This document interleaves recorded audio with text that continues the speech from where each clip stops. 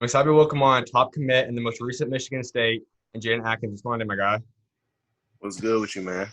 Not much, man. Well, since we last talked, man, you've had a lot of movement, a lot of change, man. And the biggest one, though, the most recent one, is your commitment to Michigan State. How are you feeling right now that you're committed? I'm feeling great. Definitely just I feel like a relief to get the recruitment process over, and now I can really just focus on my game, getting ready for that level. And Michigan State's now been in the headlines for about a month straight now. Top guy after top guy. You kind of being one of the final pieces of this group. What does it feel like? What's it been like seeing the way this team's come together? It's been good just seeing like kind of the publicity that we got. Like feel like we got a special group of guys that could be coming in our class and a lot of talent. So it's exciting to see what's going to happen. And we'll get into 2022 guys in a second, but 2021, you and Pierre, man, you guys teamed up. And you guys always talked about that. You also got Max out there. You guys formed the number 4 overall recruiting class in 2021. What's it like having you three now locked in for 2021? It's definitely good. I know Max and Pierre are two talented players, so I just can't wait to get on the floor with those guys. And with Pierre, as I talked about, I mean, you guys are pretty close. And it was always something you guys wanted to possibly do, team up together. To be able to actually officially do that now, go to Michigan State, stay home together, what's that going to be like? Definitely gonna be fun. Kind of something that we dreamed about, like being at this level since when we started playing the AAU. So, it's actually that it's becoming a reality is definitely amazing. Now, when you guys are talking, I mean, did Pierre know that you were going to commit there, or when did he start knowing that you were going to go to Michigan State? Well, I don't know if he really knew. Like, he would talk to me about it and like put it in my ear, but I never like told him I was coming until after I committed. So he just saw. Gotcha. And so, as I said, you three are going to be there for sure 2021. There's two guys in 2022 which have the number one overall recruiting class, guys that could go up to 2021, but for another 2022, and that's Amani Bates and Noct. What's your relationship like with those guys? Well, Imani, I'm playing with him this year, obviously, and I mean I haven't really played any games with him yet, but I just played some pickup games and stuff like that. Been knowing him, and Enoch, we played in the Nike Elite 100 camp last summer, so I kind of know him from there, and we had some good chemistry. So it'll be exciting to get on the floor with them again. Now, if they do decide to reclass, go up to 2021 class, or if you guys just all stay together and play together, and then you're in your sophomore season, you five on a court at once. How dominant, how special will that group be? I feel like really dominant, just the kind of everybody can handle the ball and make plays and stuff. It would just be like crazy. Also on like the transition stuff, it just could a lot of good stuff could happen. Now, five of you guys are kind of locked in now over those two classes. Anyone else you guys are possibly looking to bring it on to? I mean, I haven't heard anybody that they're telling me to recruit yet, so I don't know. I thought I was the last piece, but if that's the case, then I guess we can recruit some more people. For sure. And so your head coach is Coach Tom Izzo, Hall of Fame coach, one of the best to ever do it. How excited are you to have plays called from him? Definitely exciting, like you said, Hall of Fame coach. Just can't wait to learn a lot from him and just go through the system and become a great player. He has coached many great players, but they're not always the highest recruited level players. Having all five of you guys now be top 30 all-time commits in Michigan State history, what do you think he's capable of doing now with you guys? I think just going up another level. I mean, it's definitely been great players there before, but we just want to fall next in line with that. Now, how do you build a legacy? I mean, when you talk about the guys that have come from Michigan State, Magic Johnson, obviously recently guys like Miles Bridges and so on, how do you become the next one of those guys? Well, building a legacy really just with winning. Like we got to be winning Big Ten championships and win national championships. And you're constantly calling, I mean, the true point guard, a true I can set the team. I mean, we see Cassius Winston, what he just did out there. You're a true point guard now. You're going to kind of have the reins eventually under you. How do you plan to evolve into that and become the focal point of the offense? Just by keep working. I mean, like I said, making sure I get everybody involved and also attacking myself, but just being able to run the team, I feel like I can do that. So you're going to be the hometown guy. How will hometown support? What's that going to feel like? Oh, it's gonna feel great just going to Michigan State, being a hometown guy. Just I know love and support will always be there, and I just got to do my part, and the fans gonna do theirs. Let's talk about your top 60. You narrowed it down to DePaul and Michigan State, obviously Florida, Mississippi State, Northwestern. What separated those schools? Why was Michigan State the one above all them? Just kind of how early they were on me in the recruitment process. They came in, they were the first like high major school that offered me, and they just stayed consistent with their recruiting throughout the process and made me feel like a priority. like I was really wanted and needed there. So that's kind of when I fell in love with it. And so why those 6 schools, though, make their top 6?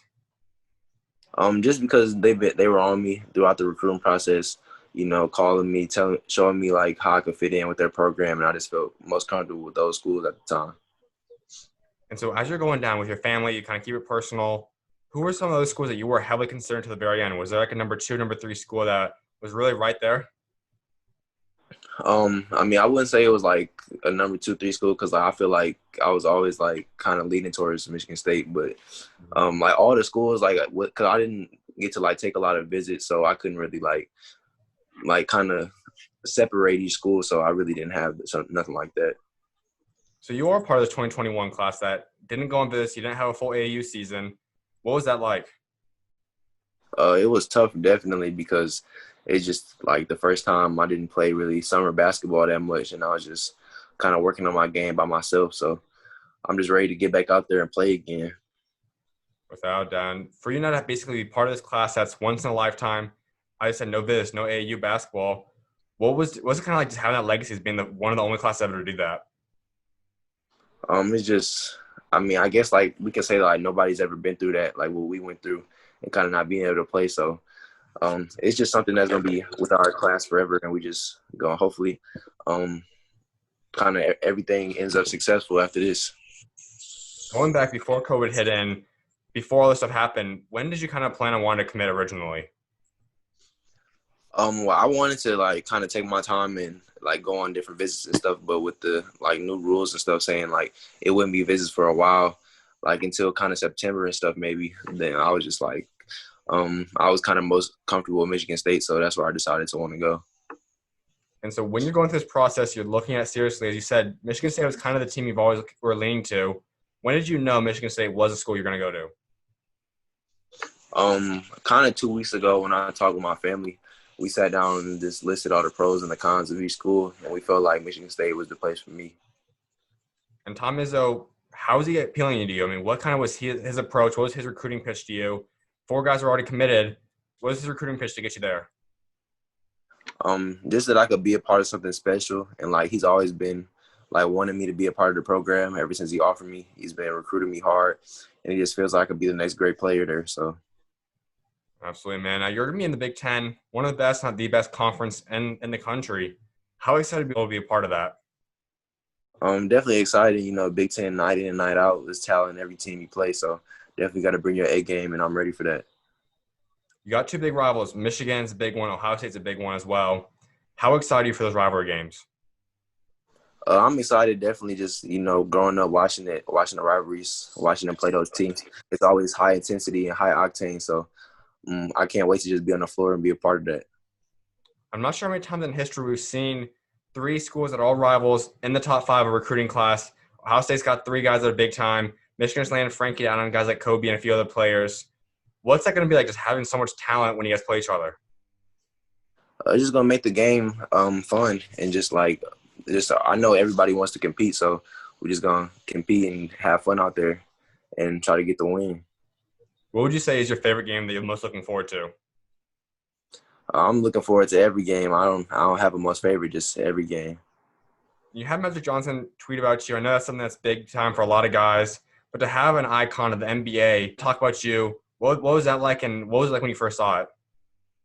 Oh, I was shocked just because that's like a top 5 player all time, and just that he knows about me now, kind of just crazy that he said that. I remember I've been watching film and stuff on him and stuff, so it was just wild that happened. And he did it for all the guys, but for you particular, you're the point guard. He obviously was that as well. What's it going to be like just having a guy kind of in your corner to a degree at Michigan alumni, be able to kind of mentor you in a degree at the point guard position? Oh, that's going to be great. I'm just going to be making sure I ask a lot of questions because I know he's been in places that I'm trying to get to. So I'm just going to soak up all the knowledge and make that to make me become a better player. Now you have 1 year to get out to campus. What are you looking to improve on and work on before you get out there? Just working on my strength, kind of for the Big Ten level. I know it's a physical league. Working on my strength, working on just kind of sharpening different things like my shot, my ball handling, ball screen reads and stuff. I know how important that is at the next level. So just kind of sharpening everything up. So no one's exactly alike when you talk about players comparisons, but who is a Michigan State player that you look at that you could be a lot like, or Michigan State fans kind of expect some form of view from another player before? Well, he's not a point guard, but I kind of feel like I have like the same physicals as Gary Harris, kind of like how he could score and stuff. But he's more like he was bigger than me, like strength wise right now. But I kind of remember growing up watching him play and liking his game a lot, and just how he scored the ball. I never like asking this question until you guys commit, but growing up, you're a Michigan guy. Who was your dream school? Who was the team you grew up as a fan of? I grew up a State fan. You Yeah, did? yeah. That's awesome. And so, I mean, being able to grow up watching this team, loving them, what was it like now to be able to put on that jersey someday, walk into that stadium, and kind of live out the dreams you always dreamed of as a growing up? I'm gonna just show like that hard work is paying off for me. Just continue to do that. But I was dreaming of it and I set that goal and I reached that goal. So now I'm about to set some more goals to reach. And how were you able to separate that? I know some guys have the dream schools growing up and kind of finding what's the best fit for you away from just the dream scenario. How are you able to find what truly was the best fit for you? Just weighing all my other options and kind of the opportunities that were presented at each school. And I just kept coming back to thinking that Michigan State was the right place for me. So it just worked out. That's awesome. You had another big move recently. You're transferring from Farmington. You spent your first freshman and junior season out of Ipsy Prep. Take us through this move. What went into it?